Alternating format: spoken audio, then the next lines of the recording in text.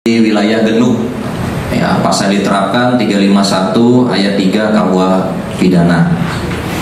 Jadi tempat kejadian perkaranya itu adalah di Kelurahan Mukti Harjo, Genuk, Semarang, Jawa Tengah.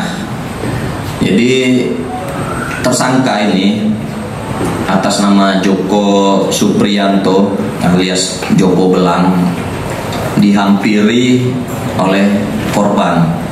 Yang sebelumnya Joko Supriyanto ini mengirim foto korban berduaan dengan perempuan, dikirim melalui WhatsApp.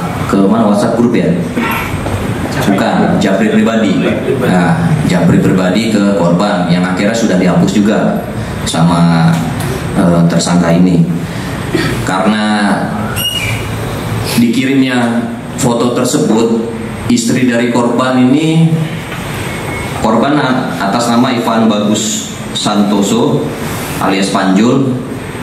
Jadi ketika dikirim foto berduaan dengan perempuan ini, istri korban marah dan timbul cekcok keluarga, sehingga korban ini mendatangi pelaku.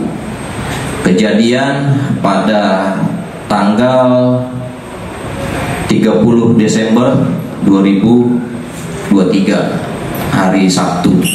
Jadi pada pukul 12, kira pukul 12,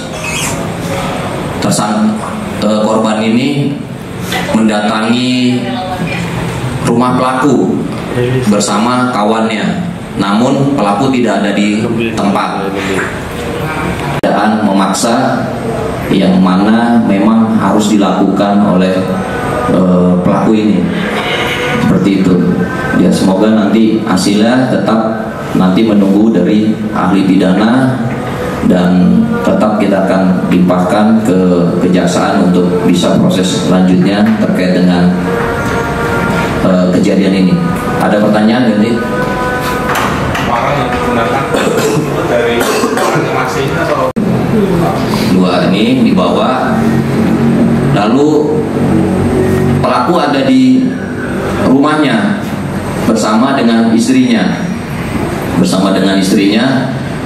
Lalu korban mengayunkan parang yang panjang nih, diayunkan kena pohon mangga dan kena juga istri dari tersangka, kena pelipisnya berdarah.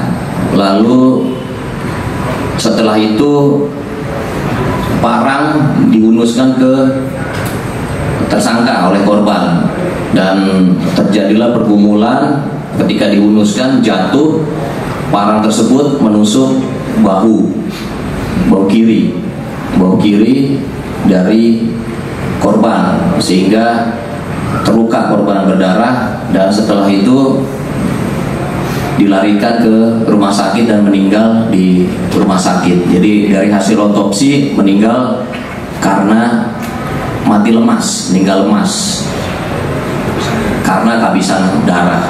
Dan 2 jam ini ke rumahnya pelaku. Memang sudah dicari pelaku ini oleh korban karena yang mengirim foto yang maksud dari korban adalah bercanda.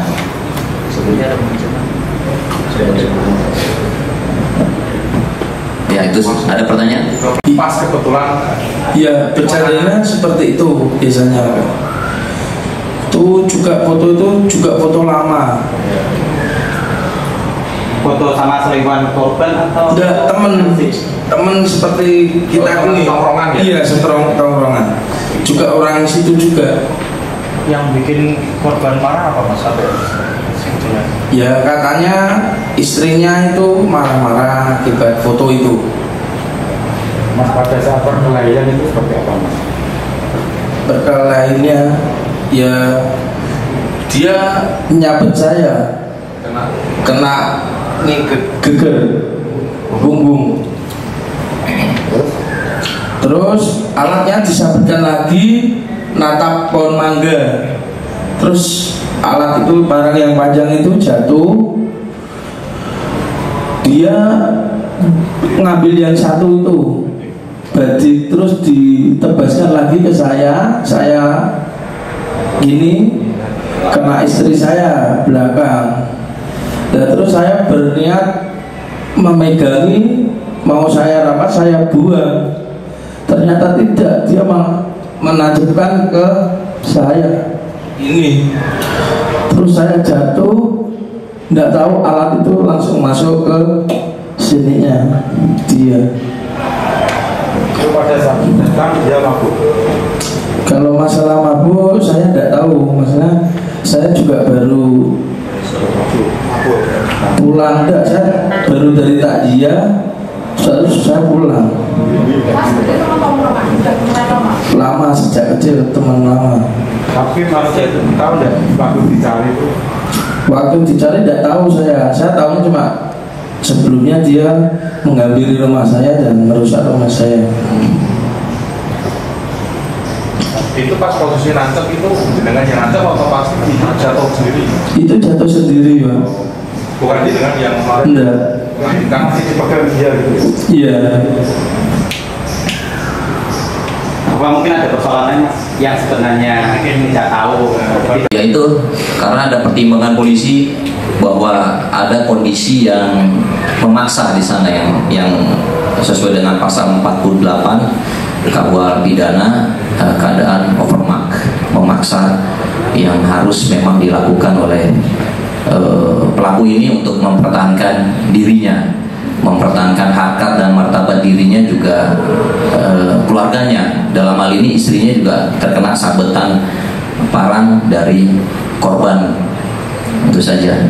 Dan untuk menentukan pasal 48 ini kita akan memeriksa ke ahli pidana. Kami juga tidak sembarangan untuk menentukan itu, tetap melalui proses keterangan ahli pidana untuk tidak mengurangi hak azazinya dari pelaku. Ya, kita tidak menahannya seperti itu karena statusnya tersangka, bukan terpidana, masih tersangka.